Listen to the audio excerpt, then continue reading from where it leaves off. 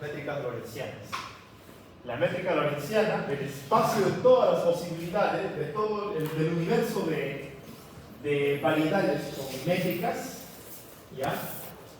Un subconjunto de ellas, ¿sí? Como subconjunto de esto, de este caso, como subconjunto, por si acaso, como subconjunto, tenemos a las métricas lorentzianas. Métrica lorentziana. ¿Sí? ¿Y qué es eso de la métrica lorentziana? Bueno, localmente, esto que permítame borrar, da la variedad, localmente, ¿no? Localmente es de la forma R1 N. ¿Ya? ¿Eso qué significa? Que el teorema de Pitágoras, ¿no? En la geometría local plana es de esta forma. La primera componente es negativo y todo lo demás es positivo siempre, ¿sí? Todos el resto de n diferenciales al cuadrado, ¿ya? Entonces, un caso especial de las métricas pseudo-riemannianas son las métricas lorentzianas. Y estas métricas son las que son físicas para nosotros. O sea, consideramos que físicamente tiene sentido esto, ¿ya? Por si alguien, yo alguna vez cuando fui estudiante también me preguntaba si podían haber métricas con signos 2, 3 signos negativos. ¿Por qué solo el término del tiempo tiene negativo, ¿no? ¿Ya? Podría haber, bueno, sí hay, se llaman métricas pseudo-riemannianas. ¿Pero son físicos? No son físicas. Ajá, esta es la que es física. ¿Ya? Como ejemplo, ya un ejemplo sencillo, puedo decirles que, por ejemplo, se puede tener objetos geométricos con dos términos así, 2y cuadrado, z cuadrado y digamos p cuadrado. Se puede tener este tipo de objetos geométricos raros con dos simetrías negativas. Ya, les voy a mostrar un ejemplo, fijando las condiciones para x, para y, sumergiendo un objeto en esta variedad, ¿no? Ahí, aquí construimos un objeto, ¿sí? Fijando estas coordenadas x, y, z y colocando un objeto dentro de esta variedad, podemos construir un espacio-tiempo con esta asignatura. Menos de t cuadrado más de x cuadrado, de y cuadrado, de z cuadrado. 3, 4, 3, 4, ya una dimensión menos. ¿Sí? Se puede, o sea, partiendo de una métrica pseudo-riemanniana, se puede llegar a una métrica lorentziana que es física. Entonces, siempre que veamos este ds cuadrado con menos, más, estamos hablando de una métrica que describe un espacio-tiempo físico. Y esto es no físico. ¿Ya? Entonces, hay formas de hacer esto. Trabajamos en estas variedades raras, metemos un objeto, definimos ahí un objeto y nos queda una métrica que es físicamente aceptable. ¿Y por qué no trabajamos desde el inicio en la métrica física? En acá, porque no es físicamente eso. No. Aquí, Ajá. sí, se trabaja en general acá. Casi nunca uno sumerge de acá a acá. Se puede hacer eso, claro. O sea, empieza haciendo. No es que empieza, sino que una forma de entender Anti de Sitter es sumergir Anti de Sitter en esa variedad con dos signaturas negativas, dos términos negativos. ¿Ya? ¿Los que son equivalentes? No, es como, por ejemplo, nosotros tenemos R3. R3 es equivalente a S2. No, ¿verdad? S2 está en una dimensión menor. R3 está en 3 dimensiones. ¿Qué significa esto? Que tenemos R3, que sería la variedad inicial, y sobre esa restringimos R igual a una constante R. Y trabajamos en la superficie nada más. Esta superficie es una esfera S2, ¿sí? A R constante. Entonces, de lo que R3 era así, de x cuadrado, de y cuadrado, de z cuadrado, aquí en S2 queda de otra manera, ¿cierto? Me quedaría de z cuadrado más seno cuadrado de z de i cuadrado. me restringo a la superficie. De 3 dimensiones me voy a 2 dimensiones a la superficie del esfero. A eso me refiero con sumergir un objeto en una variedad. Tenemos esta variedad de acá, que tiene 2 signaturas, ¿no? Que es de la forma R2, 2. Al sumergirlo me queda R1, 2. Estamos sumergiendo 4 a 3. Al sumergirlo, ¿por qué sumergir un objeto aquí en este? ¿Por qué hice un embed, como se dice en inglés? ¿Ya? ¿Por qué hice eso? Porque yo quería obtener un espacio-tiempo físicamente aceptable. Un espacio-tiempo es físicamente aceptable si es que la coordenada temporal tiene el signo menos y todo lo demás positivo, positivo, positivo, positivo. ¿Ya? Eso. Esas son las variedades métricas lorentzianas. De esa forma. ¿Ya? Entonces, el hecho de que tengamos una métrica de este tipo, con un elemento de línea así, menos, más, permite que existan 3 tipos de vectores, ¿no? Aquellos que su norma es mayor que 0, tipo espacio, su norma de ese es nulo, tipo luz, y el otro tipo tiempo, ¿no? Entonces, A, por ejemplo, es tipo tiempo, timeline, como se escribe en los libros, timeline. Acá es spacelight, y esa C es null, ¿no? La C, la que tiene norma 0, el tipo espacio y el tipo tiempo. ¿Ya? Solo por este signo, eso es lo que pasa. Que ahora tenemos 3 tipos de objetos con diferentes longitudes. ¿Ya? Bien.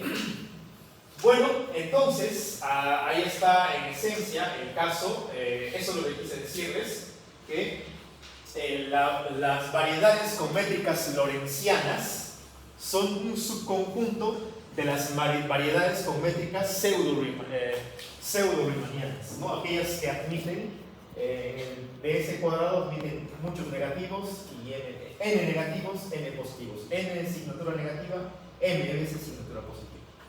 ¿Ya? Es un subconjunto, ¿no? Nosotros nos centramos en las lorentzianas, las que son físicamente aceptables para nosotros, ¿no?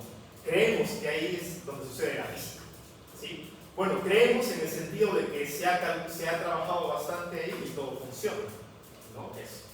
Ahora, si alguien logra hacer física en las pseudo-riemannianas es otra cosa, no se puede plantear una teoría nueva, quién sabe. Pero hasta ahora no hay nada, bueno, ¿sí? Eso. ¿Ya? Bien. Entonces, ahí está el tensor métrico. Normalmente se define en cada punto de la variedad, ¿no? Tenemos una variedad ahí tenemos un punto P. Y normalmente se suele inicialmente comentar así, ¿no? Que es un tensor definido en cada punto de la variedad. Luego ya, ¿no? Entendemos que está definido en cada punto de la variedad y nos queda la definición del tensor métrico de esa manera. G mu de x mu, ¿no? Hay un producto tensorial ahí que también se suele obviar, es decir, esto nos queda de la siguiente manera de x mu. Se entiende que hay un producto tensorial ahí, ya no se coloca después. Es un inicio para dejar en claro que es una 2, no es una forma, ¿por qué? Porque no es antisimétrico, ¿cierto? Es simétrico. Y es por lo que es tan especial este objeto, porque nos va a permitir ir de los vectores, de las unoformas a los vectores, o mover índices de uno a otro. ¿Ya? Porque uno esperaría, dada su forma, que esa sería una 2 forma, pero no olviden que una 2 forma, bueno, tendría que ser antisimétrico. Eso, básicamente. ¿Ya? Vamos, tenemos G, el valor de cada punto, donde está definido tal que toma 2 elementos del espacio tangente y le asigna un número real, ¿no? Agarra un U, un B y le asigna un número real. ¿Ya? Esa es la idea. Ahora, aquí todavía estamos restringiendo un poco, ¿sí? Porque, solo para comentar y agregar algo, todos estos de ese cuadrado que he escrito acá, que nacieron de esta definición, ¿sí? Todos son x1, x1, 2, 3, todas esas coordenadas x1, 2, 3, todas ellas son reales, ¿ya? Y trabajamos en geometrías, en variedades reales. pero también se puede trabajar en variedades complejas. Y igual estamos restringiéndonos al caso de variedades reales. ¿Ya? Eso. Bien. Entonces, el tensor métrico toma dos elementos y nos asigna un número, ya un número real, que nos da información acerca de la distancia entre ellos o el ángulo entre los dos vectores. Es otra forma de interpretarlo. ¿Sí? Pero, en principio, podríamos nosotros, antes de obtener el GUV, podríamos construir el G evaluado en U y después aplicarle a U para tener la operación completa. ¿Ya? El hecho de aplicar G solo al primer objeto nos va a permitir hacer algo interesante. ¿Ya? Si nosotros recordamos el producto interior, que es tal que toma una forma, ¿no? Una forma, ¿sí? Del espacio tangente dual, ¿ya? Y toma un vector del espacio tangente, los combina y nos da un número real, ¿cierto? Tomaba eso de esta manera. Teníamos un omega, por ejemplo, de esta forma, la 1 forma, y teníamos, por ejemplo, no sé, A, digamos. Podemos usar otro índice, y hacíamos esto, ¿no? Y al aplicar el producto interior, nos daba así, ¿no? Eso, que era un número real. ¿Ya? Eso. Entonces, teniendo en mente esto, fíjense lo que podemos hacer. Miren la equivalencia entre ambos. El tensor métrico agarra dos objetos y me da un número real. Aquí, el producto interior agarra dos objetos, pero primero agarra un objeto del espacio dual, del espacio tangente dual, y luego un objeto del espacio tangente y me da R. Entonces, se dan cuenta de que puedo yo asociar a esta parte, al aplicar G al primer vector, ¿ya? Esta aplicación sería un elemento del espacio dual. No sé si se logra visualizar un poquito eso. Al aplicar G y solo aplicar a U nada más antes de juntarlo con el V, ¿ya? ¿No? Entonces, no olvidemos, claro, G en U, todavía no estoy aplicando al U. ¿Ya? Sería un objeto que pertenecería, dada la equivalencia, que pertenecería a este espacio. Y no olviden que este objeto pertenece a este espacio tangente. Entonces, la aplicación de G en un objeto del espacio tangente me daría un objeto del espacio dual. Esta representación simbólica es lo que han visto en varios libros, así, ¿no? U, mu, U, mu. Pero ahí V me estás diciendo que está dentro de... El espacio tangente, el U. El V lo estamos dejando de lado, todavía. Este objeto de acá pertenece a miren, al espacio tangente. Y este de aquí pertenece a así sería, U, mu, dx, mu. ¿Lo ven? Este es el espacio tangente, ¿ya? Y este es del espacio dual. Entonces, el puente entre objetos del espacio tangente al espacio dual es este señor. ¿Ya? Esa es la idea de esto, ¿no? Entonces, él genera un isomorfismo entre objetos del espacio tangente y objetos del espacio dual, ¿no? Eso es lo que de manera, sencilla y no tan complicada se escribe así, ¿no? Las componentes de un vector, bueno, en este caso, claro, las componentes de un vector del espacio tangente, al aplicar G me da las componentes del vector en el espacio dual. ¿Sí que está? Creo que es más visual si lo coloco así. Se entiende un poquito más si lo coloco.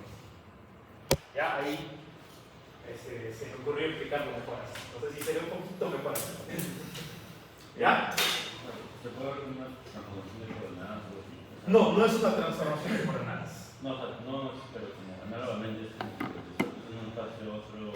Claro, es como en cuántica, por ejemplo. Nosotros en cuántica tenemos el espacio de Gates, ¿no? Entonces nosotros podemos construir el Bragg asociado a él, ¿no? ¿Para qué? Porque justo los dos yo puedo encajar y construir un producto interior, ¿no? En este caso la norma al cuadrado de X. ¿Ya? En el espacio de Hilbert, esta asociación del Get y Bragg no requiere un tensor métrico, sino se asume que para cada objeto de este espacio vectorial tiene su correspondiente, ¿no? Su Bragg, su Get y su Bragg, ¿cierto? Ya. En acá es igualito, es como, si lo pongo así, así. Sería como él tiene su correspondiente, al revés, no sería así, mu, Pero ¿quién es el puente entre uno y otro? G, mu. Es una forma de entenderlo. O sea, G recibe el G es el que hace que se relacione uno con el otro. Claro. Ah, O sea, es el puente entre él y su dual. Tienen que pensar en él como el que y en él como el Bragg. es que me confundo un poco porque esa parte que está en verde limón al principio dice, Esa. G toma dos objetos en el espacio tangente. Dos objetos del producto cruz del tangente. Ajá, el cruz significa un par, ¿no? Un U de uno y el otro B del otro. Ajá, exacto. Pero el UV estamos diciendo que es el dual. No, el V no es el dual. Ahora. No, ajá, el V no es el dual. Sino que G va a agarrar los dos y les va a asignar un número real. Como un producto interior. Igual que acá. Entonces, lo que pasa es que el producto interior, ¿se acuerdan que cuando hicimos producto interior nunca hablamos de métrica? ¿Ya? Esa era la razón. Ya la misma estructura del producto interior no requiere ninguna métrica. Pero si metemos la métrica, el tensor métrico, ¿sí?, nos puede ayudar a hacer el producto interior. O sea, ahora el producto interior se puede construir usando el tensor métrico. ¿Sí? ¿Por qué? Miren, creo que esto ya se puede ver así. Entonces, nosotros teníamos omega mu de x mu y tendríamos a mu de de mu. El producto interior entre omega y a me daba omega mu a mu. Pero podemos hacer algo.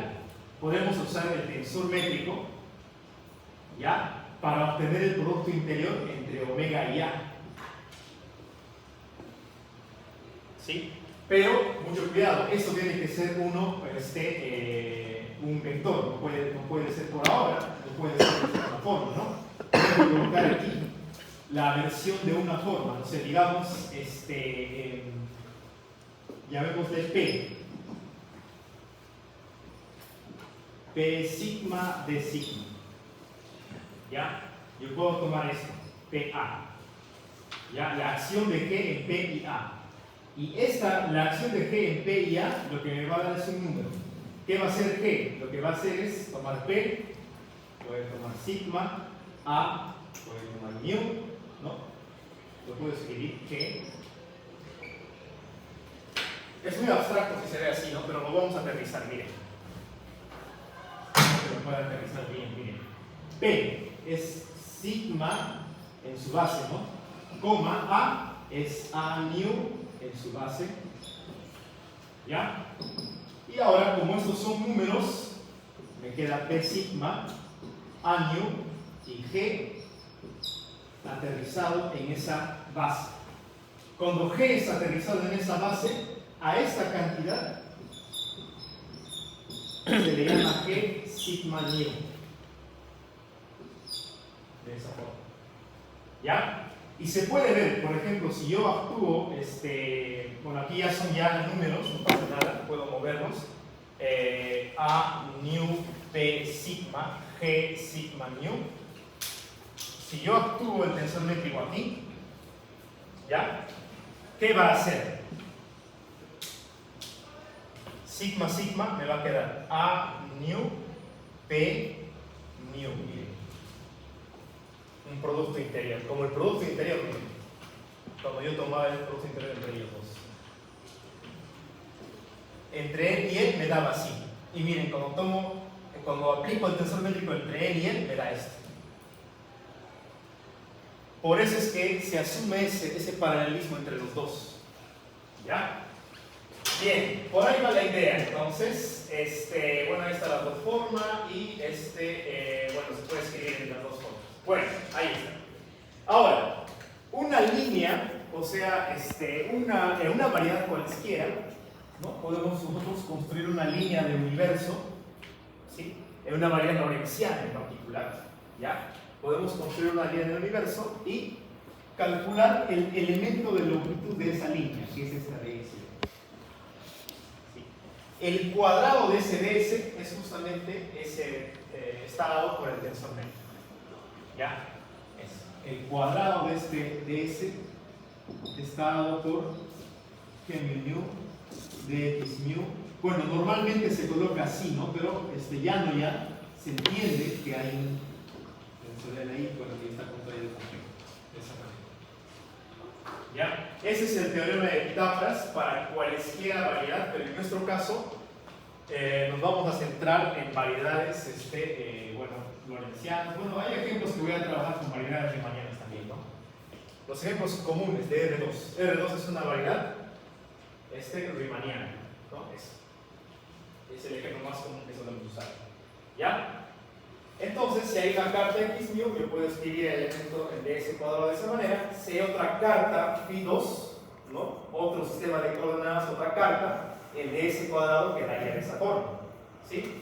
Y entonces, ese ds cuadrado es un invariante, no es un escalar, es un número, así que es un invariante. Entonces, es ahí donde nosotros encajamos, o bueno, no encajamos, sino que en relatividad general, ¿ya? Ese principio que dice que las leyes de la física son las mismas para todos los observadores, ¿ya? Está aquí en realidad, ¿sí? Las leyes de la física son independientes de la carta usada. Yo puedo usar una carta, otra carta, las leyes de la física deben seguir cumpliéndose, ¿ya? Eso, las leyes de la física. Bien. Aquí hay un ejemplo de lo que les comentaba, cómo se obtiene un espacio-tiempo a partir de un embedding, de sumergir. Agarramos, digamos, como les digo, R3, pongo una esfera y ¿qué objeto geométrico encuentro? S2. De R3 obtuve S2. Aquí tenemos este objeto, no es una superficie porque está fijado X, Y, Z, son variables. L es una constante, es como fijar X cuadrado más Y cuadrado más Z cuadrado igual a R cuadrado. ¿Sí? Esto. ¿Ya? Entonces yo tengo esa geometría menos de z cuadrado, de x cuadrado y y cuadrado, que es una métrica, que es una métrica tipo lorentziana, ¿no? Menos más. ¿Ya? Si yo escojo estas coordenadas, si yo fijo, ¿se dan cuenta? Tenía 3 grados de libertad. Al fijar esto, me quedan 2 variables, ρ y phi. De 3 variables se reduce a 2. Estoy sumergiendo un objeto en esa variable, ¿sí? Ahora las coordenadas van a ser ρ y phi. Cuando reemplazo eso, ya, en ds cuadrado, me da ese elemento de línea. Es decir, ese ds cuadrado está definido en una variedad del tipo R1, 2. ¿Sí? Y aquí hay un objeto, ahí, ¿ya? Donde va a ser del tipo R1, 1. ¿Ya? Hay una subvariedad dentro de ella, con una dimensión menor. ¿Sí? Ese. ¿Ya? Sería ese objeto, es un objeto hiperbólico. ¿Ya? Entonces pueden ver de que partiendo de una variedad lorentziana, llegué a una variedad riemanniana. ¿Sí? Ahora vamos a ver un ejemplo más físico, lo que les comentaba, ¿no? Yo parto de esa superficie, menos z cuadrado menos x cuadrado más y cuadrado igual a menos l cuadrado, ¿ya? Fíjense que solo le agregué un signo menos al x, ¿sí? Y el elemento de línea de ese universo o de esa variedad va a ser de esa forma. Le agrego un signo menos también en el dx cuadrado. Más dx cuadrado menos dx cuadrado. ¿Ya? La variedad es del tipo R21. ¿Ya? Es una variedad pseudo-riemanniana, ¿no? Tiene dos coordenadas tipo tiempo. Dos términos en el dx cuadrado que son negativos. ¿Sí? El grupo de simetría es S21, por ahora no es importante. ¿Ya? ¿Qué es importante acá? Miren, fijo estas coordenadas de esta manera: x, l, coseno hiperbólico de ρ y una coordenada t tilde que le puedo llamar para diferenciar para que no sea muy sugerente que es el tiempo. ¿Ya? Reemplazo eso en el dx cuadrado y lo que obtengo es esto. Entonces, partí de una variedad R21, ¿ya? Y aterricé aquí adentro, fijando uno de los grados de libertad en una variedad R11, que sí es físico, ¿no? Tiene una parte temporal menos y lo demás positivo. Parto de una variedad pseudo-riemanniana y obtengo una variedad lorentziana, que es físico, ¿no? Entonces la pregunta es, obviamente, ¿cómo construir? ¿Se puede hacer eso? O sea, ¿se puede partir de variedades grandes con signaturas terribles, ya hacer un embedding, fijar alguna coordenada a una superficie y llegar a nuestro universo con la asignatura física menos, más? ¿Sí? Aparentemente se puede. Esa es la idea de, por ejemplo, de las teorías de extradimensiones que plantean de esa manera, que el universo no es de esa dimensión, son de 10, 8, 9, 11 dimensiones. ¿Ya? Extra dimensions trabaja de esa manera, hace embeddings, fija unas variables y se reduce la dimensión. ¿Sí? Y así va la idea de cómo tener un espacio-tiempo a partir de un embedding. ¿Ya? Eso es para reconocer cuándo es lorentziano, cuándo es pseudo-riemanniano y eso. Para eso agregué esa discusión. ¿Sí? Profe. Sí. O sea, lo que estoy diciendo es que a partir de una variedad lorentziana puedes llegar a una riemanniana, pero o sea que... Claro, se puede ir de la... uno a otro, fijando ciertas coordenadas, limitándonos a una cierta superficie. ¿Y cuál es la interpretación como tal de fijando una coordenada llegas a otro tipo de tiempo? Por ejemplo, claro, si digamos solo para tener ahí, ya, se supone que digamos el universo es así, y es así. Entonces, si yo fijo la coordenada, aquí hay una coordenada angular, ¿cierto? Digamos un phi que puede ir de 0 a 2π, ¿no? Pero digamos que mi universo, yo cuando hago mediciones, me dice que esta dimensión extra no existe. ¿Ya? ¿Qué cosa hago? Yo hago phi constante, lo fijo, y en mi elemento de línea desaparece y me queda así, ¿no? O sea, miren, menos dt cuadrado más dx cuadrado más dφ cuadrado. Hago el experimento y veo que no existe esta dimensión enrollada. Lo fijo constante, diferencial de una constante 0, y me queda un universo como si lo reconozco, tipo Minkowski, menos más. Algo así va la idea de esto. Si quieren físicamente, algo más físico. Es algo local. Es algo geométrico, o sea, asumimos que hay más dimensiones y son dimensiones geométricas. Y las podemos anular fijando que son constantes.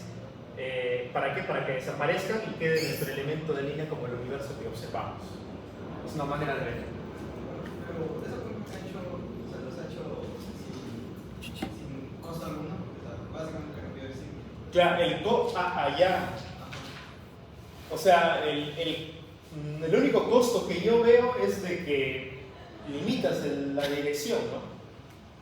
Inicialmente estabas en 3 dimensiones y terminas en 2 dimensiones. O sea, es como que, bueno, si nuestro universo es de 4 dimensiones, pues parto de un universo de 5 dimensiones. Hago un constraint en una de las dimensiones y estoy en un universo de 4 dimensiones. Así piensan los geómetras de esta dimensión. Sé que parece muy un poco juguete, ¿no? Pero así se trabaja más o menos. Lo que es pasar de una dimensión, ¿es posible pasar de un riemanniano a un riemanniano sin tener que bajar una dimensión? Manteniendo la misma cantidad de... Dimensiones sí. Y es lo que hacen es lo que hizo Hawking para hallar la temperatura de los agujeros negros. O sea, él tenía el elemento de línea que describe la geometría de un agujero negro, sin rotación, ¿no? La de Schwarzschild. Y la parte angular, dos dimensional, teta y phi. ¿Ya? Entonces, ¿qué sucede? Podemos irnos al tiempo imaginario, ¿no? Hacemos una rotación de pi y el ds cuadrado, miren cómo nos queda df de tau cuadrado más f de r cuadrado de 2 megas. La asignatura de esta métrica es lorentziana, menos, más, más. La asignatura de esta métrica es riemanniana, ¿no? Más. ¿Ya? En particular le suelen llamar también, usan mucho la palabra en esta parte de los investigadores, la palabra euclidia. ¿No? ¿Por qué? Porque el teorema de Pitágoras es la suma de los cuadrados, ¿no? Le suelen llamar métrica euclidia. Le llaman sección lorentziana, sección euclidia. ¿Ya? Y es aquí, con este truco de ir en el tiempo imaginario, que se puede calcular la temperatura de los agujeros negros. Es un truco muy bueno. ¿Ya? Igual se puede hacer integral de camino aquí que en acá. ¿Ya? La integral de camino, ¿se acuerdan? Es así, ¿no? La acción, ¿cierto? Eso, la acción. Y la diferencial de los campos. Integral de todos los campos.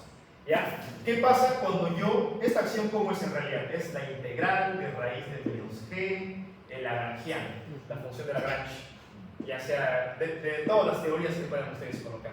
¿Ya? Si yo me voy así como está y esto no tiene sentido calcular, pero si me voy en el tiempo euclídeo, este i desaparece y me aparece un menos acá. ¿Ya? Y eso es genial. ¿Por qué? Porque en la aproximación del punto silla, esta integral es e elevado a la acción en las ecuaciones de movimiento, o sea, cuando esta acción es mínima. Es cuando i es mínimo, ¿no? E a la i extremal, ¿no? Extremal. Cuando la acción es extremal, cuando varías esta acción de acá y te da un Lagrange. Evaluando el Lagrange te da esto. Y eso es la función de partición para los agujeros negros. Se calcula la energía libre, temperatura, entropía. Eso fue lo que hizo Hawking en su trabajo. Y yéndose. Entonces, la respuesta es sí, ¿no? Tienes aquí partes de R1,3 y llegas a R4. ¿No? Como su compañero preguntó, R1,3, R4. No bajamos de dimensión. Fuimos de una variedad de 4 dimensiones a otra de 4, pero es lorentziana y aquí es riemanniana. ¿Sí? Sin signatura. Se puede ir sin bajar dimensión, como les estaba mostrando los ejemplos. ¿Ya? Eso todavía está en investigación, no hay una teoría clara o sea, la técnica funciona, el truco funciona, pero no sabemos por qué del todo exactamente. Lo más fuerte que tenemos de por qué funciona es por la integral de camino. Es lo que más sostiene esta idea. Porque funciona con la integral de camino. Tiene sentido. Si esto es imaginario, no puedes hacer la integral. No puedes aproximar con punto silla y hallar que la integral te da esta exponencial. No se puede. Tienes que ir a la sección euclidiana para obtener este menos de acá. ¿Sí? Hay un teorema, lo pueden buscar en Wikipedia. Aproximación del punto silla de la integral gaussiana. Y van a encontrar que justamente esta integral es esto evaluado en este término en su valor mínimo. ¿No? Y en física el valor mínimo de esta acción es justamente la acción evaluada en las ecuaciones de Euler-Lagrange. ¿Ya? Entonces, eso todavía no es claro, al menos hasta donde yo sé, no es claro. Es un truco que funciona. Creemos que es el truco de la gravedad cuántica. ¿Ya? Eso. Bueno, el otro espacio de ejemplo es Ringler, ¿no?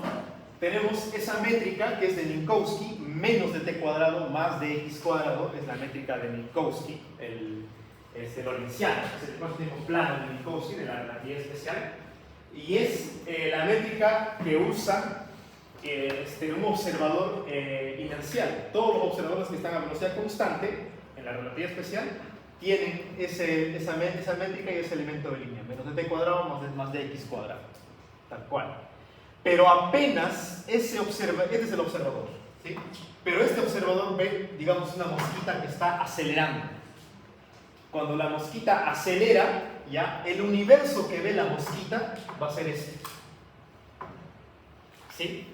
Entonces, el observador, en puntito verde, este es su pasado, su futuro, ¿no? Todo lo que le afecta del pasado al presente y todo lo que él puede afectar en el futuro. Pero la mosquita, por estar acelerado, ya no tiene acceso a todo el universo. Porque está acelerado, tiene acceso a este pedazo del universo. Ya no puede acceder a todo. Tiene sentido, porque si ya a velocidad constante puede haber fuentes de luz que nunca nos van a alcanzar, acelerando van a haber fuentes que nunca, imposible que nos alcancen. Peor todavía, estamos acelerando. ¿Sí? Por eso es que la geometría del universo, o bueno, la geometría que describe un objeto acelerado está dado de esta manera y es completamente distinta a la otra geometría de un observador que está a velocidad constante, un observador inercial. ¿Ya? Y hablamos de aceleración constante, ni siquiera hablamos de aceleración variable. ¿Pero de dónde se está saliendo? ¿De dónde se está formando? Se puede, esto sí es una transformación de coordenadas. ¿Ya? Entonces, eso se va así, ¿no? Ir de un observador inercial a un observador acelerado, desde el punto de vista de la relatividad y de la relatividad especial, es una simple transformación de coordenadas, ¿no? T y R son las coordenadas de un observador o la carta de un observador inercial, y R y tau son las coordenadas de un observador no inercial acelerado, con aceleración constante. ¿Ya? Este observador en azul representa un observador en ese universo que no puede acceder ahí ni acá. ¿Sí? Esa parte del universo que no puede acceder ese observador, se puede demostrar que hay temperatura, se puede demostrar que hay entropía. ¿Sí? ¿Por qué habría temperatura? Porque si estás acelerado, cuando tú tienes una carga y está a velocidad constante, no radia. Pero si acelera, radia, y la radiación es temperatura. Entonces, un observador acelerado debería medir alguna temperatura diferente de cero. Se puede calcular la temperatura que puede medir un observador en un universo vacío por estar simplemente acelerado. ¿Ya? Y depende directamente de la aceleración. ¿Sí? Eso se hace en gravedad. Bueno, se le llama esa parte del curso gravedad cuántica, porque son métodos cuánticos para hacer ese cálculo. ¿Ya? Eso, entropía, ¿por qué? Porque como él ya no puede acceder a esta parte del universo, ¿ya? Es una región inaccesible. Es como cuando tenemos un gas de partículas, es inaccesible contar los más de 10 a la 23 grados de libertad del gas de partículas. Así que hay entropía. Igual ahí, él no puede acceder a esta parte del universo, entonces esa incapacidad de acceder a esas regiones degenera en que hay entropía. Entropía, ¿por qué? Porque hay una región desconocida a él. No puede saber qué hay más allá debido a eso, a que tiene esa limitante, está delimitado por la causalidad. Estos rayitos de acá, para él son límites de la causalidad. Él no puede afectar a objetos de allá. Y alguien que le envíe una señal no le va a llegar a él. ¿Por qué? Porque está en una región fuera causal, alejado causalmente él de él, ¿no? Sí, son dos regiones causales distintas. Y a eso debido a la aceleración, nuevamente. La aceleración causa eso, ¿ya? Eso básicamente respecto a Ringler, esas dos geometrías. Y uno puede ir de uno al otro, ¿sí? Es un ejercicio pequeñito, se puede hacer. Ya no lo voy a hacer del todo, pero lo pueden, por favor, practicar ustedes. Pueden ver que T es función de R y tau, ¿no? Tau, así. Entonces, ese es R semihiperbólico. Tau por A. Entonces ustedes me toman la diferencial de t y tienen dr seno hiperbólico tau por a más diferencia, me quedaría r seno coseno hiperbólico tau por a diferencial, me queda a diferencial de tau. Y luego esto lo elevan al cuadrado. Y luego hacen lo mismo para el dx y lo elevan al cuadrado. Y luego el ds cuadrado lo reemplazan, esos dos reemplazan ahí, y lo que van a obtener es lo que está ahí abajo: menos a cuadrado r cuadrado d tau cuadrado dx cuadrado. Pueden mostrar que pueden ir de él a él tomando la diferencial de la transformación y tienen eso. ¿Ya? Eso deberían poder hacer. Otro ejercicio interesante que voy a formular, porque si me han pedido ejercicios, voy a formular en base a eso. Claro, por ejemplo, sería si tienen ustedes un vector A, por ejemplo, que estaría dado de esta manera: t cuadrado de t más x cuadrado de x. Con t y así, ¿no? Así, por ejemplo. ¿Ya? ¿Cómo obtienen las componentes de A, pero en la base del observador inercial, ¿no? Este es R. Un es tau, perdón, ajá, sí, tau. Ajá, exacto. Este es el vector A observado o medido o estudiado o en el vector A en la carta del observador inercial, y es el vector A, pero en la carta del observador no inercial. ¿Cómo se obtiene? Ya saben, ¿no? Ahí es el dt. Este dt es derivada parcial de t, y ahí usan la regla de la cadena, ¿no? Ahí, que sería dr de t por, así sería eso, de tau, aquí sería dr, creo, ¿no? Así, r y t. Tau, t tau, t depende de r y tau. Así es. Eso. Más la otra, ¿no? El otro término, que sería de tau. De tau. Y ahí tienen el dr y el de tau. La base de r y la base de tau. Y las derivadas a partir de la transformación de coordenadas. Como lo que hicimos de ejercicio antes. ¿Ya? Voy a formular ejercicios basados en eso para que practiquen ahí. Ahí lo que entendí es que se buscaba poner como sistemas inerciales instantáneos, como un flujo para, porque creo que no hay como una relación cuando el sistema no es inercial en el tiempo, no solo instantáneo. Instantáneamente se puede construir un sistema pegado, claro. Hay forma de hacer eso, pero no lo vamos a hacer porque nos pasaríamos todo un mes por lo menos haciendo esto de la relatividad especial. ¿Sí? Voy a ver qué tópicos puedo sacar chiquitos de ahí para poder, para ver qué nos sirve para el propósito que queremos, para el propósito que tengo. Pero digo, en la relatividad general nunca se ha encontrado una relación de todo el tiempo, o sea, siempre es como si esta escalera no se puede, no se ha intentado eso de encontrar, porque creo que dicen que no lo logró tampoco, o sea, no logró hacer esa relación entre dos sistemas inerciales en todo el tiempo, solo, o sea, ese es el truco de poder como pegar un sistema inercial. Es que lo que pasa es que lo comentan como un truco, pero no hay nada, o sea, ¿cómo les digo? O sea, la no inercialidad, lo que hizo Einstein fue lo siguiente: agarrar la no inercialidad, o sea, rotación, esas cosas, ¿no? Sabemos que la rotación es un sistema rotante y es un sistema no inercial. Todo eso de la no inercialidad, lo que hizo Einstein fue meterlo debajo de la alfombra de la geometría. O sea, la geometría, ahí dentro de la geometría está la no inercialidad. ¿Sí?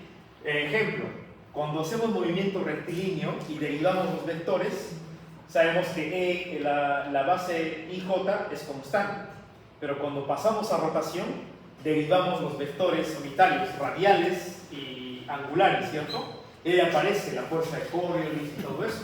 ¿Ya? ¿Cómo apareció esas fuerzas raras y extrañas? Cuando entendimos que también los vectores unitarios cambian en el tiempo. ¿Ya? Entonces, eso es lo que vamos a ver aquí. Einstein dijo, ¿habrá algo en matemáticas donde tome en cuenta el cambio de los vectores unitarios, o de la base unitaria, o de la base en realidad? Y si hay, eso es justamente lo que quiero mostrar. ¿Ya? Bien, entonces, justamente ahí va la idea de transporte paralelo. ¿Ya? La idea es que tenemos en coordenadas polares así, de R de teta, ¿no? Tenemos esa transformación, podemos hacer esta transformación alimentar. Y por ejemplo, podemos preguntarnos cómo cambia respecto de del radio, ¿no? De la distancia radial del centro al punto, cómo cambia el vector, o bueno, la base de R, ¿no? De R y de teta son los unitarios. Y bueno, no son unitarios necesariamente, pero son los vectores base, ¿ya? ¿Cómo cambia ese vector base respecto de R? ¿Sí? Eso. Y eso se puede ver que derivando, aquí tenemos de R, ya estos son constantes, y no depende de R, así que me da 0. Radialmente no cambia cuando hay esa rotación, pero de teta sí cambia. Si derivamos de R de teta, respecto de teta me genera menos seno, y aquí coseno, y luego identifico que este término de acá no es más que de teta con un R afuera. Entonces, la razón de cambio de la base radial, ¿ya? Respecto del ángulo teta, o sea, cuando algo va rotando, es proporcional a de teta, ¿no? dr, a medida que va rotando, es proporcional a cómo cambia de teta a una distancia r. Tiene sentido, ¿no? El punto se va moviendo, cómo cambia de r, va girando. ¿En qué dirección cambia? En la dirección de teta. Por eso que la derivada de la base radial respecto de teta es r veces de teta. Cuando a medida que pasa el tiempo, giras en la dirección de teta. Entonces, ese me dio, ¿no? Una forma intuitiva de ver esto. ¿Ya? Ahí estamos derivando los vectores base ahora, ¿no? ¿Sí? Entonces, tenemos eso, podemos nosotros construir de atrás para adelante, podemos ir como un cangrejo e intuir que dr se puede escribir así, con un símbolo nuevo al cual vamos a ponerle el nombre pronto, ¿ya? Y también la derivada de r de teta de esta manera, ¿no? Debería ser una combinación lineal de los elementos de la base, ¿sí? Pero para cada r debería haber otro r en vez de en rojito, así que ese símbolo no creo que tenga solo un índice, debe tener otro índice más. Y de esa manera me quedaría para el segundo, ¿no? Pero además de eso, no hemos tomado en cuenta la derivada de r, las derivadas en r y teta. Así que debe haber otro índice que me hable de las derivadas. Ahí tengo moradito. Y para teta también, bueno, y antes de mover al otro, pueden ver que hay una suma en r y en teta, así que eso me va a quedar de esa manera. Un símbolo nuevo, mu, rr, mu. Y de igual forma, así, y eso lo puedo escribir de esa manera, una suma en mu, r, teta. ¿Ya?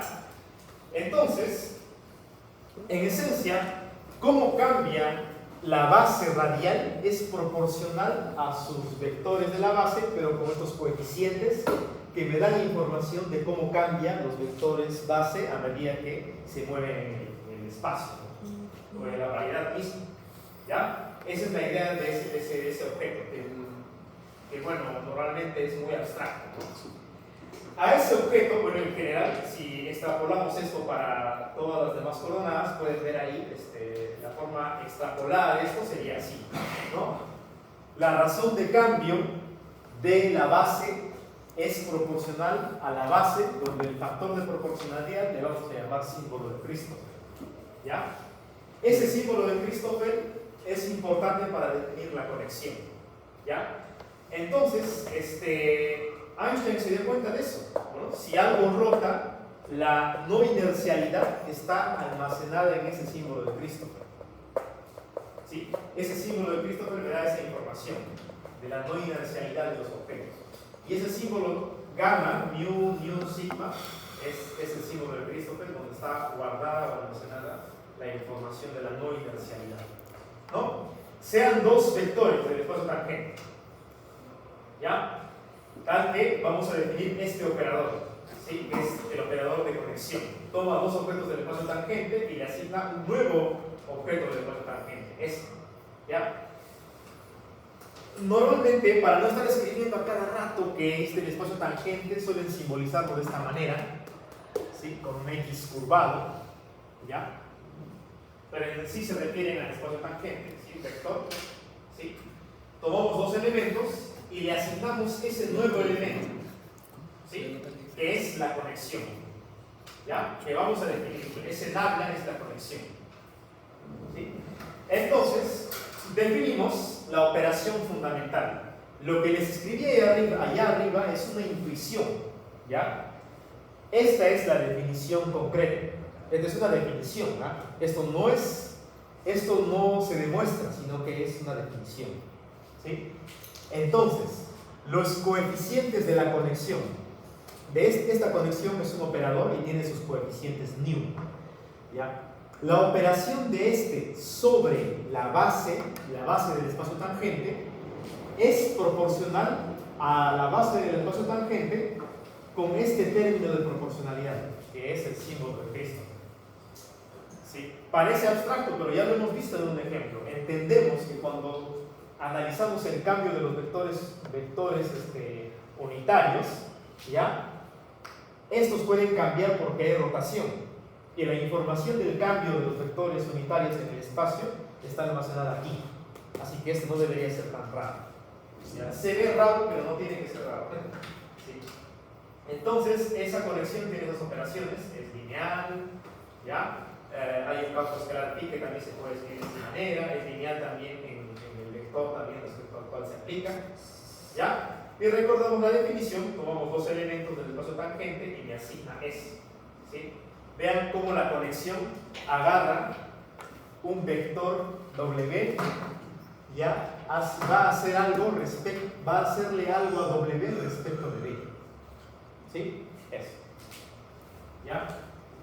Esa es la idea de la conexión. Entonces sea B y W los dos vectores, ¿ya? Y esa es la forma en la cual trabaja. ¿Y cómo trabaja esta conexión? Esto es como la derivada de Lie, pero no va a ser exactamente Lie.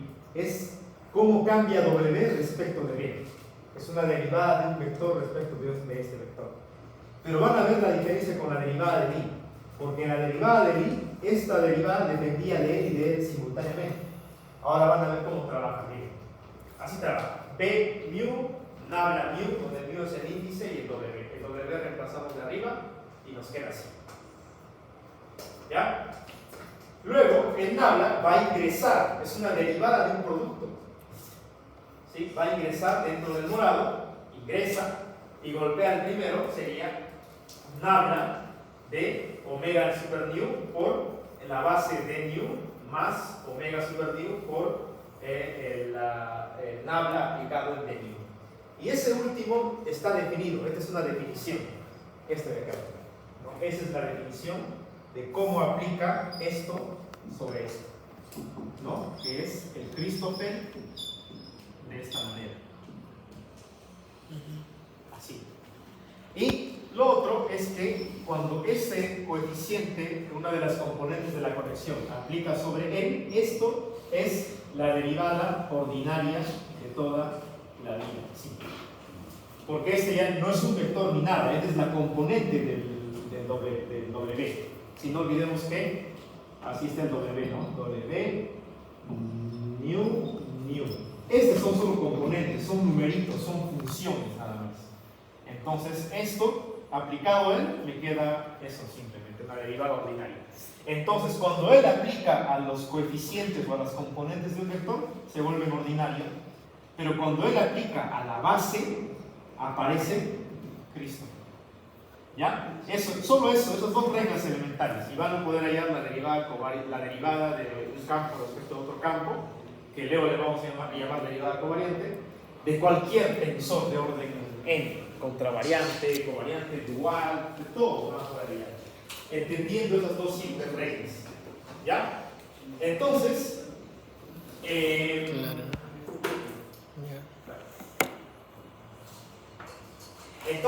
ahí, aplicando eso, ven cómo este nada de él es este nada más.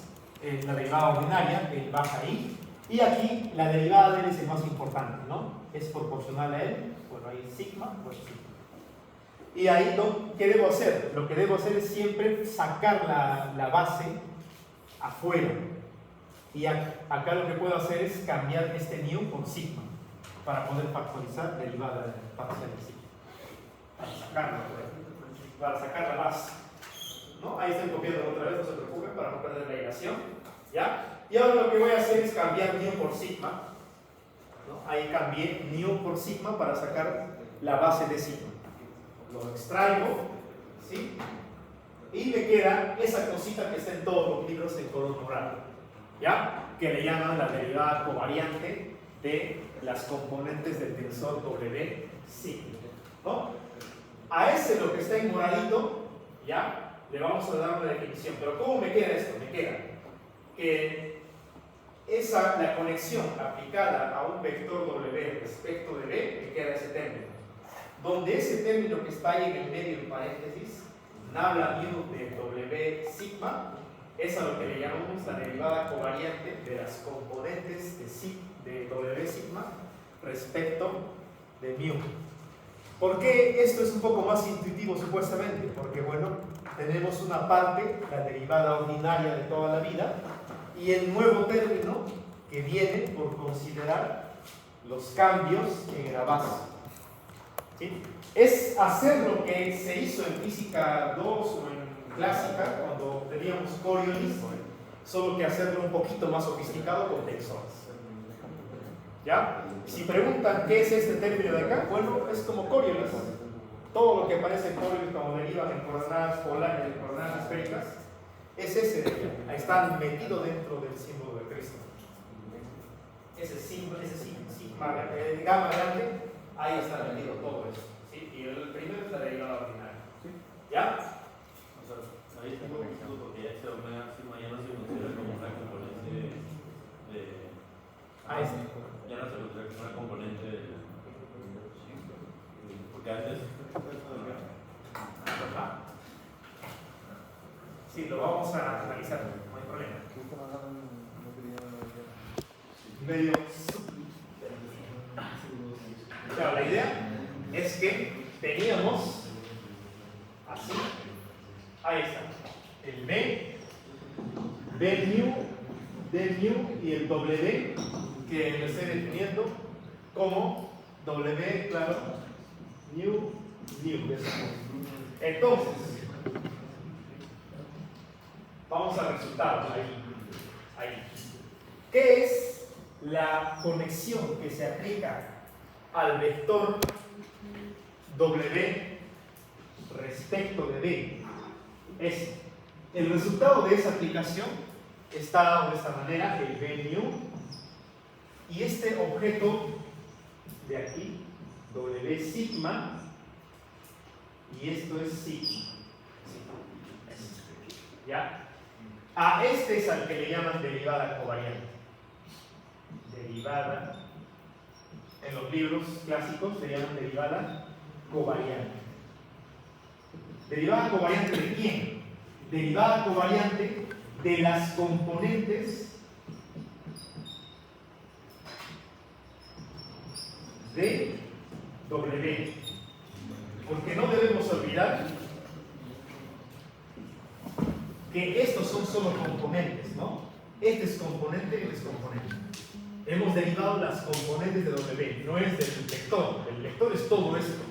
Son una derivada covariante de las componentes de W, ese de ahí. Donde la definición que hemos obtenido al aplicar las reglas básicas, definición de esto, es esto, ¿no? Se puede poner de manera más grande. Es eso, la derivada ordinaria, más ese término, sigma, mu y W mu. Esa de ahí. Ese es al cual le llaman derivada covariante. Sí. Entonces, que hace un ratito pudiste eso. Entonces, ¿Ah? Hace un ratito pudiste eso. Sí, estas son las dos reglas básicas. Claro, pero o sea, el segundo, o sea, ¿cuál es la diferencia entre este segundo? No sé si tal vez solo notación y lo que está poniendo ahí. Ya, este de acá es una operación fundamental sobre la base. Aquí debería poder haber puesto así, definición. Entonces, ¿cómo opera Nabla la componente? Esta es la conexión y esta es la componente de la conexión. Es como decir, solo por dejar claro, este es el vector y esta es la componente del vector. Igual acá, esta es la conexión y esta es la componente de la conexión. Entonces, ¿cómo la componente de la conexión actúa sobre la base del espacio tangente? Se define de esta manera. ¿Listo? Ahora, ¿cómo los coeficientes de la conexión actúan sobre las componentes de un vector? ¿Ya? Actúa de esta manera. ¿Sí? Creo que era abajo, arriba, así es. De esa manera actúa solo sobre las componentes, ¿sí? Pero aquí estoy encontrando, claro, No, la enucleación parece casi que es equivalente. Claro, ya entiendo a qué se refiere. De sigma. No sé si uno es minúscula y otro mayúscula tal vez. No, por eso lo preguntaba. Es un detalle pequeño.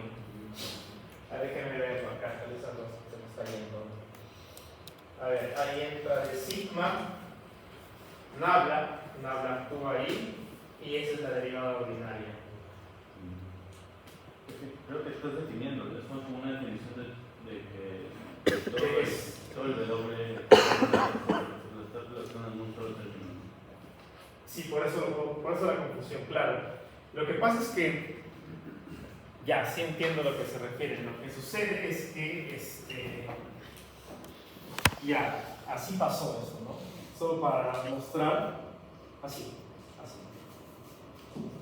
Nabla, ¿no?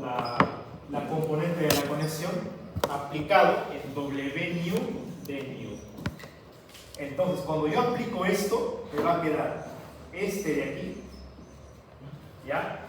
Esto no debería haberlo hecho, o sea, es como un paso intermedio, lo coloqué para mostrar nada más, pero es aplicar a él, más lo dejo intacto y luego a él, new, ya hace la confusión. Normalmente esto ya no se coloca así como lo estoy mostrando yo, sino que si se fijan un poco en la bibliografía y todo eso, este paso de aplicar él a él lo ponen directamente así. Es como un paso intermedio de que yo traté de agregar para poder ubicar qué sucede. ¿Ya? Lo colocan directamente él aplicado a él, es la derivada ordinaria. Así, ¿ya? Ahí es donde se me fue la combinación de notación, lo siento, chavos. ¿Sí? Y esto es básicamente una definición. O sea, esto representa esto por definición. ¿Sí? Vamos a ver eso en más ejemplos. ¿Ya? Bien. Pero lo importante, o sea, es la identidad de cómo los coeficientes aplican sobre el otro. ¿Ya? Entonces, aquí hay otra cosa la otra observación que les comentaba. Miren, si se fijan bien, esta derivada, bueno, esta es una forma, la derivada en realidad le llaman a esto, ¿no? ¿Sí? Esta operación de la conexión de W aplicado en B, ¿ya? O la conexión de W respecto de V, ¿sí? Esta conexión aplicada ahí es independiente de B. ¿Ven cómo B queda relegado a la izquierda? Todo depende de W al final. Aquí el representante es L y B queda relegado a la izquierda. ¿Ya? Esa es la diferencia con la derivada de I. ¿No se acuerdan? La derivada de W respecto de B, que lo definimos como B corchete de BW, que me decía cómo cambia W respecto de B. Ya, esa era la interpretación de la derivada de I. Y cuando calculábamos nos salía algo así, ¿no? Como B alfa de W de beta menos de beta de beta de B de alfa, si no me equivoco, algo así. Bueno, por ahí. Dependía de ambos, derivar él y él, sus componentes de él y él, así era más o menos B. En cambio aquí, él se queda independiente, él, y queda él como protagonista. ¿Ya? Esa es la razón, esa es la diferencia esencial con Lie. ¿Ya? Ahí en la derivada de Lie ambos son protagonistas. En la operación de la conexión, solo el W es protagonista, es el protagonista. ¿Ya? Un ejemplo pequeño, nos queda un poco de tiempo para el ejemplo pequeño. R2, ¿ya? Una variedad riemanniana, ahí está la carta XY, la típica carta, la base del espacio tangente, sea ese vector, por ejemplo, a esos dos vectores, A y B, que están en el espacio tangente, y podemos calcular la derivada, bueno, la conexión de A respecto de B, cómo aplica la conexión de A respecto de B, ¿ya? Al aplicar la definición sería B mu nabla mu, donde nabla mu son los coeficientes de la conexión, aplicados a donde A es x de y menos y de x. Pero acá, antes de continuar, sabemos que B solo tiene una sola componente, la BY, ¿ya? En sí sería Bx nabla x de eso, más By nabla y de eso, pero Bx es 0 y me queda By nabla y. ¿No? Eso me va a dar así. ¿Ya? Donde va a entrar el nabla adentro de la derivada y ahí le da el término que está en cada uno de ellos. ¿Ya? Solo que está en un ejemplo concreto, más sencillo, relativamente más sencillo. ¿No? Entonces solo va a entrar, o sea, nabla, la conexión de A respecto de B. Sí, vamos a nombrarle, van a ver cómo le nombramos de otra manera. Otra situación. B mu, entonces solamente hay By, así que sería nabla Y de x de Y menos Y de X. Así. Entonces, ese By sé que es 1, pero lo voy a dejar así. ¿Ya? By sé que es 1, ¿no? Porque eso es By, By, Bx, Dx. Sé que Bx es 0 y By es 1. ¿Sí? Lo voy a dejar ahí, no le voy a poner 1, lo dejo ahí. Luego solo quiero que esté ahí, en un costado, para que vean cómo B queda relegado, ¿no?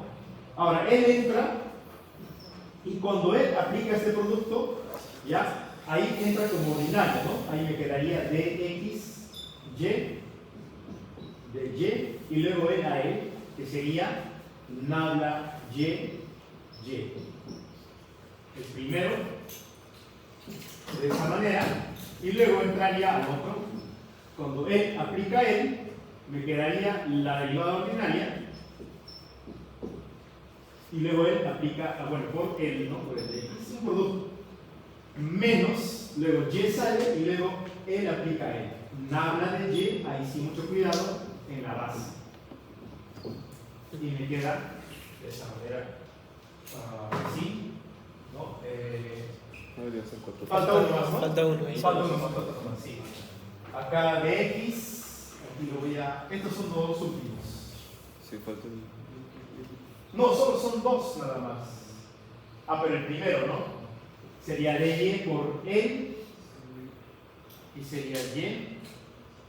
De esa manera. Más, está bien. X, nabla del otro, ¿sí? Así. Voy a colocar más X, nabla del otro. Menos, y ahora sí. Ahora, esto es 0, ¿no? X no depende de Y, ¿ya?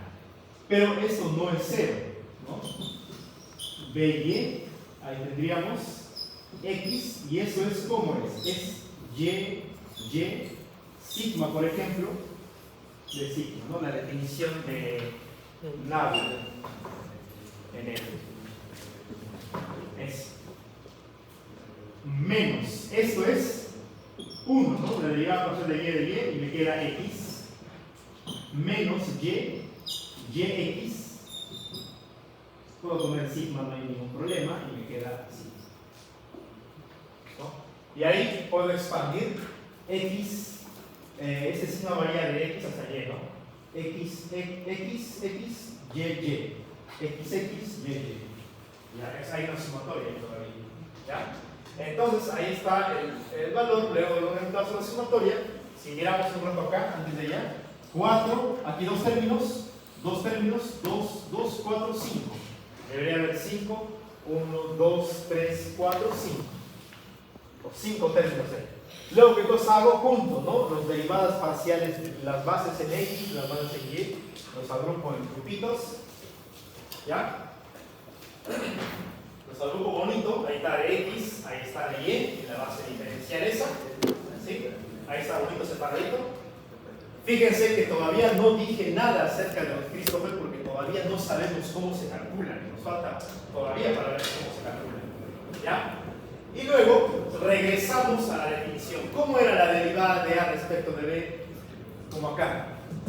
Me quedaba B del índice por ese término, ¿no? Así se aplicaba. Y eso cuando aplicamos el resultado que hemos obtenido antes, me queda así, ¿no? B nabla de las componentes por decir, estoy usando este resultado que usamos antes, el simbólico, ¿ya? Estoy usando el resultado que tuvimos antes. ¿Ya? ¿Por qué quiero hacer eso? Quiero comparar, ¿ya? De ahí yo puedo ver que nabla y mu x es el primero y nabla y, y es el otro. No sé si se ve ahí.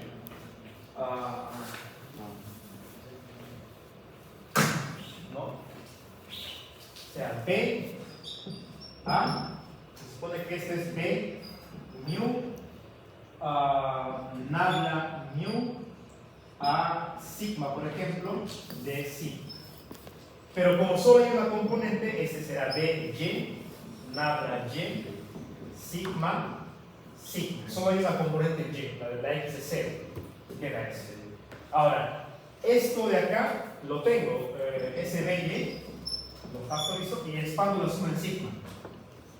Y a x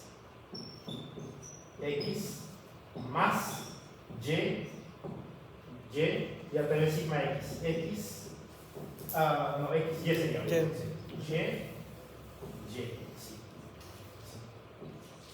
Y fíjense que este nabla AXY sería el factorcito que está ahí en moradito, ¿no? En rayita así horizontal. Y el otro con DY sería nabla de AY.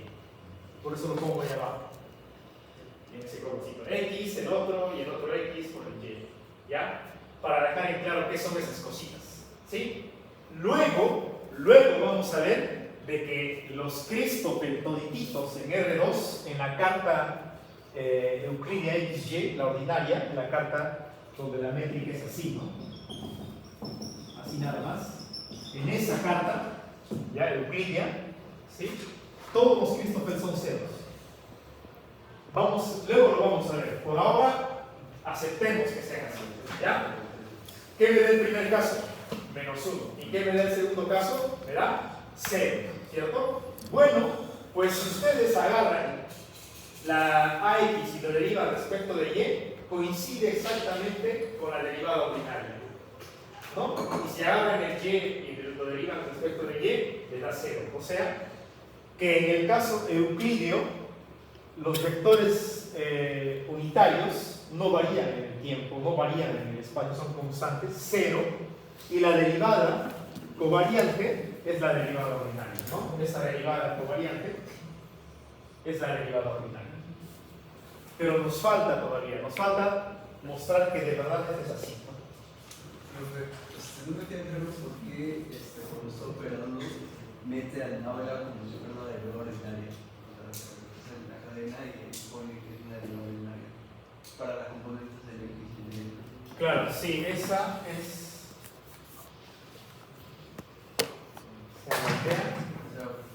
O sea, la idea es que esta A quedaría así como definición. B entra de esta forma y A, por ejemplo, puede ser sigma de sigma. Pero al entrar entra como derivada ordinaria. Cuando entra, él aquí aplicaría un producto Entonces le aplicaría primero a él. Cuando entra, se convierte en ordinario, porque solo le está aplicando a él, sin tomar en cuenta la variación digamos, de la dirección de la base. Por la dirección de la base, más, y ahora sí le va a aplicar a él, ¿no? Nabla new, le sigue. Pero ¿cómo entonces está considerado el autoridad covariante que también es un habla Claro, la idea es que como estamos aplicando a él sin tomar en cuenta la variación de la dirección unitaria, esta es una simple derivada ordinaria. en la derivada covariante? Aquí. Esa es una definición. Definimos que la derivada, bueno, no la derivada, la aplicación de la conexión de W respecto de B me quedaría de esta manera, donde a esta combinación de acá le estoy llamando esto. Esta es la definición de esto. O sea, decido llamarle a esta combinación esto. Porque en realidad no obtengo esto. Cuando yo aplico esto, yo lo que obtengo, solo para dejar en claro, en realidad, cuando aplico esto, desarrollo esto, ¿qué me queda? Me queda esto. Me queda así. Más sigma mu w mu. Así me queda. Y ahí, sí. Entonces, yo digo, para que no se vea tan feo, a toda esta combinación de acá, le voy a llamar nabla mu sí. Para comprimirlo ahí. ¿Ya? Profes, creo que el tema es la notación. Uno diría, como está, que más equivalente, eso no debería salir del implícito. Por eso creo que yo los he confundido, porque si miran mi bibliografía, libros o en internet, van a ver que no hace lo que yo hice digamos en la clase o en la diapositiva fue lo siguiente, ¿no? Hice esto. Así lo hice. Porque el covariante creo que le pone la D. Pueden usar, cambia a veces, tal vez por eso es que por la confusión. Pero recuerdo que no le ponen no ponen ese paso que yo coloqué, sino que directamente lo dejan así. Yo por querer explicar el detalle, seguramente ahí puse un paso que tal vez no se escribía y ya bueno, genero el error. Ahí no depende de las bases, pero en la derivada covariante sí depende de las bases, a pesar que solo está agarrando el componente. Sí. Acá no depende de las bases, porque es la derivada de las componentes de W. Él va acá y estos coeficientes no dependen de la base esencialmente, pero dependen de cómo cambia la base. Aquí da información del cambio, ¿verdad? De su modificación. Pero en el otro ya no. Ya, sí. Es que esto ya no se hace. Esto no se hace. Directamente él, cuando aplica él, te aparece esto. Ya no se hace ese paso intermedio que yo coloqué ahí. Yo lo agregué porque quería explicarlo un poco mejor y ahí se me enredó la notación. Esa es la idea. Ya, pueden revisar más adelante para la siguiente clase. Tenemos un poco de material ya un poco avanzado.